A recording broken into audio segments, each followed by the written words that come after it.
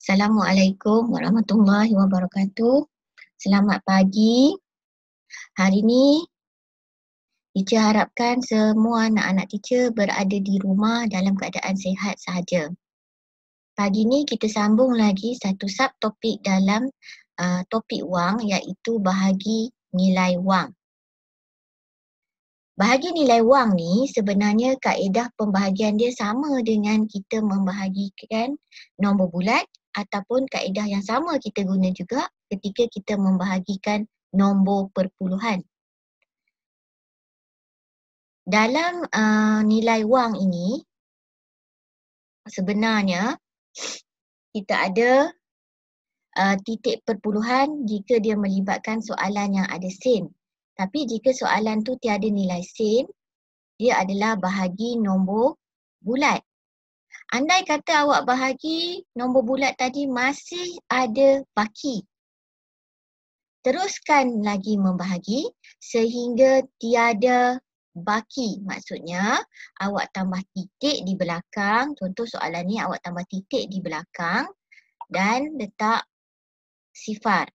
Sifar tu awak bawa turun untuk awak teruskan membahagi sehingga nilai baki di bawah ni sifar. Okey? Jadi itu sebenarnya perkara penting yang awak perlu tahu bila melibatkan bahagi wang. Okey? Teacher tak hurai panjang tentang bahagi sebab kita dah belajar bahagi. Jadi kita cuma tengok step tu untuk saya ingatkan semula sahaja apa yang kita dah belajar sebelum ni, tapi kita hanya perlu tambahkan simbol RM pada soalan dan juga jawapan akhir kita. Okey. Berpandukan contoh dalam buku teks muka surat 127, soalan 1, dia bagi dekat kita kira modal yang diterima oleh setiap usahawan dalam gambar di bawah. Okey, ada berapa usahawan yang awak nampak? Ada 3 usahawan. Usahawan pertama, usahawan kedua dan usahawan ketiga. Okey, 3 usahawan ini akan menerima modal perniagaan mereka. Okey, pegawai ini beritahu sebanyak RM615,927 modal permulaan akan diagihkan sama banyak kepada mereka. Ni. Kepada mereka ni. Jadi, apa yang perlu dibuat? Kita nak tahu setiap seorang usahawan tu perlu dapat berapa ringgit. Jadi, kita ambil nilai duit yang dibincangkan tadi, RM615,927 dibahagikan dengan 3. Jadi, kita pun bahagi dengan 3. Okay, kita tengok, ini bentuk lazim jalan penyelesaian untuk operasi bahagi. Nilai wang berada dalam rumah. Kemudian bilangan yang perlu dibahagi itu kepada 3 itu berada di luar rumah. Okey, simbol RM ada pada soalan. Nanti pada jawapan bahagian atas pun awak tulis siap-siap simbol RM supaya kita tidak lupa. Jadi kita tengok nilai yang pertama adalah nombor 6. 6 nak dibahagikan dengan 3. Okey, dalam sifir 3 ada 6. Iaitu 3 didarabkan dengan 2, kita akan dapat 6. Jadi letak 2 di atas, 6 di bawah. Kemudian awak tolak. Okey. Bila awak tolak, awak dapat baki sifar. Bawa turun nombor sebelah sifar tadi, sebelah 6 tadi bawa turun jadi 1. Jadi sekarang ni tolak pula, bahagi pula untuk nilai 1. 1 nak dibahagi dengan 3, tak cukup. Bila tak cukup, kita letak sifar dekat atas, bawa turun sifar, kita tolak sekali lagi, dia dapat 15. Sekarang ni 15, nilai dia lebih besar dari 3. Jadi kita boleh membahagi.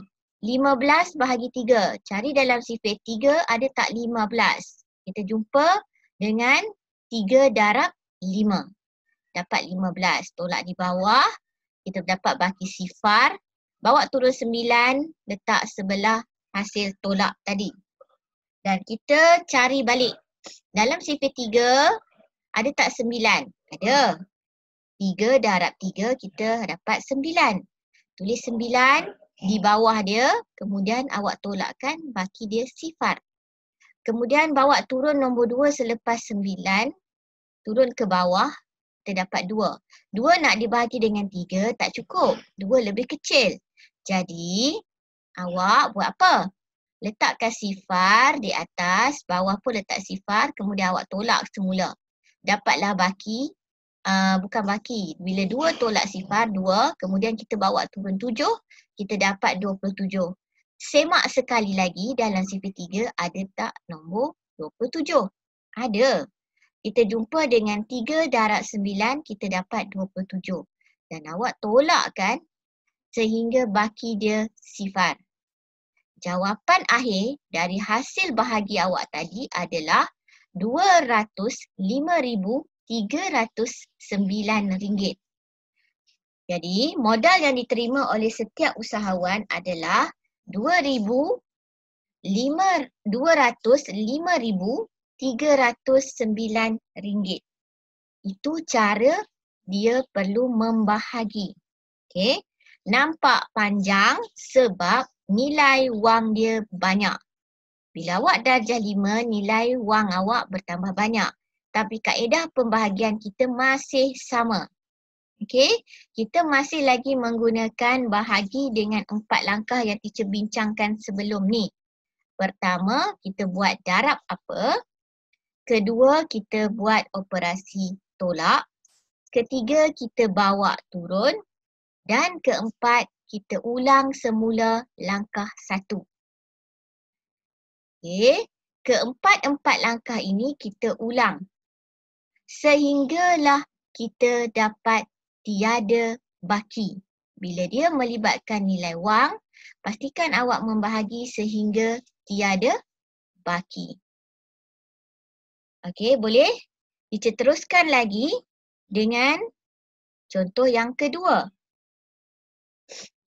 Contoh yang kedua ini adalah hasil bahagi menggunakan kaedah permudah pecahan. Okey, ini juga salah satu kaedah yang boleh awak guna pakai. Jika kaedah ini awak tidak mahir, awak boleh guna kaedah bahagi yang di atas tadi, yang telah kita bincangkan tadi. Bentuk lazim bahagi panjang. Okey, ini contoh untuk bahagi kaedah permudah pecahan ataupun pemansuhan.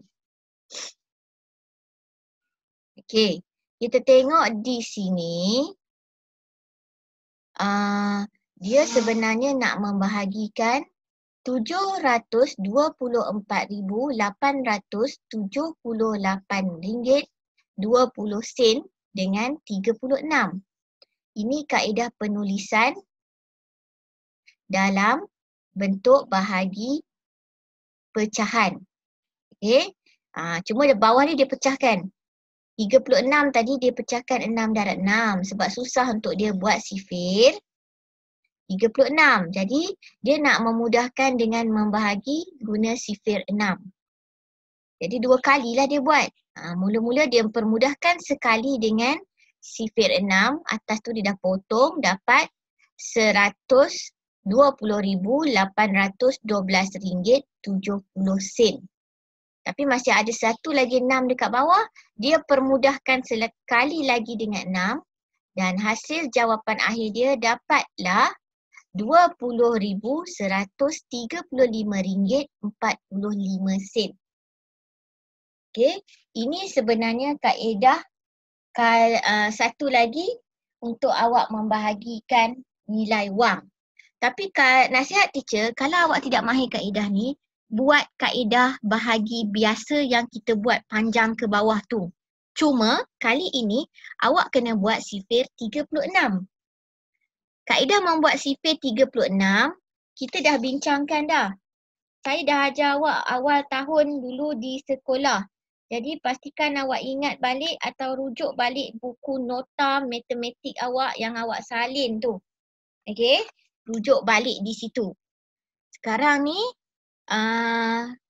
untuk kaedah ini ada setengah calon tidak mahir. Jadi kalau tak mahir gunakan kaedah bahagi biasa yang kita bincangkan di atas ni tadi. Yang ni, bahagi panjang ni tadi. Okey, guna kaedah ini kalau awak tidak mahir. Okey, ada satu lagi latihan, ada satu lagi soalan yang teacher nak bincangkan dengan awak, iaitu bahagi yang melibatkan nilai 10, 100 atau 1000. Okey, bahagi yang melibatkan nilai 10, 100 atau 1000 ini awak gunakan bila ada soalan yang bahagi dengan nilai-nilai 10, 100, 1000. Sebelum ini kita bincangkan jika darab dengan 10, kita akan menggerakkan titik perpuluhan ke sebelah kanan satu lompatan. Kalau darab dengan 100, kita akan gerakkan titik perpuluhan ke kanan juga dengan 2 lompatan. Kalau darab dengan 1000, kita akan gerakkan titik perpuluhan ke kanan dengan 3 lompatan. Tapi bila melibatkan operasi bahagi, dia terbalik. Kita akan melompat dari titik perpuluhan, tapi kita melompat ke kiri. Kita akan melompat ke kiri. Kalau dibahagi dengan 10, kita akan lompat sekali. Kalau dibahagi dengan 100, kita akan lompat 2 kali. Tapi awak kena ingat, bila dia melibatkan bahagi, awak perlu lompat ke kiri. Kalau dia melibatkan operasi darab 10, darab 1000, darab 100, yang itu kena lompat ke kanan. Okey, salin balik soalan. Bahagi tu mula melompat dari titik sen dia. Kalau bahagi 10, lompat ke kiri satu lompatan. Dan kita akan dapat jawapan yang awak anjakkan titik perpuluhan ke kiri satu lompatan. Semasa buat jalan pengiraan, pastikan simbol RM pada jalan kira dan juga pada jawapan awak tulis. Okey, contoh di bawah sama juga untuk bahagi 1000 dan juga bahagi 100. Kaedah yang sama, cuma nilai lompatan berdasarkan bilangan sifar. Okey, teacher rasa itu saja untuk penerangan kaedah bahagi yang perlu awak buat latihan hari ini. Latihannya, teacher nak awak buat di muka surat 128, muka surat 128, celik minda untuk soalan nombor 1, awak boleh buat dari soalan A sehingga soalan H. Okey, saya nak awak buat dari soalan A sehingga soalan H. Dari ayam sehinggalah harimau.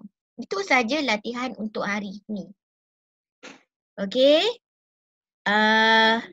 itu saja dari teacher hari ini.